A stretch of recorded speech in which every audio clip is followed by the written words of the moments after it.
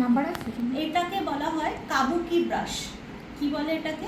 কাবুকি brush.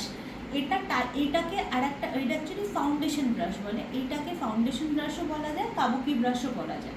মানে আর আমরা সাধারণত জানি ব্লেন্ডিং কি দিয়ে করি, বিউটি ব্লেন্ডার দিয়ে, আর এইটা দিয়েও কিন্তু ব্লেন্ডিং করা যায়। এই ব্রাশটা কাদের ক্ষেত্রে কাজে লাগে জানো?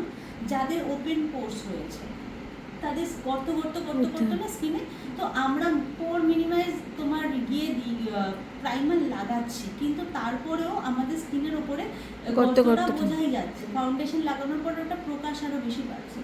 তো কি আমরা যদি এর ওপরে বিউটি ব্লেন্ডার দিয়ে ব্লেন্ড করি, বিউটি ব্লেন্ডার কি স্পঞ্জটা স্মুথ থাকে না, ওটা দিয়ে যদি আমরা ওই গর্ত জায়গাটাকে ব্লেন্ড করি, তো ওটা কিন্তু ঢাকবে না, ওটা কিন্তু স্মুথ হয়ে থাকবে। ওর বিউটি ব্লেন্ডারটা তাদের জন্য স্কিন স্মুথ, বোঝার চেষ্টা করো। হ্যাঁ, আর এইটা দেখো ব্রিসেলগুলো খাড়া উঁচু সূচ মতন, আর আমাদের স্কিনের গর্তগুলোও তো গর্ত, এবার সেই গর্তটা ঢাকার জন্য কিন্তু আমাদের সূচ টাইপের জিনিসই দরকার, তাই না?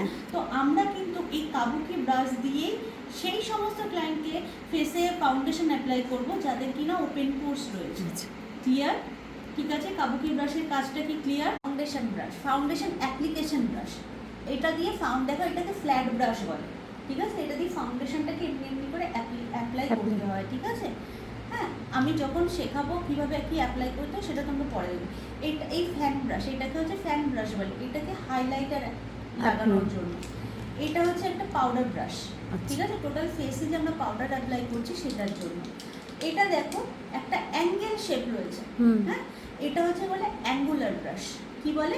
Angular brush. এটা হচ্ছে পাউডার কন্ট্রোল করার জন্য আমাদের এই ব্রাশটা কাজে লাগে। ওকে, এটা হচ্ছে কনসিলার ব্রাশও বলতে পারো, বা এটা অনেকে লুজ পাউডার, মানে তোমার চোখের নিচে পাউডার অ্যাপ্লাইয়ের জন্য কাজে লাগে, যে যেটার হিসাবে লাগে।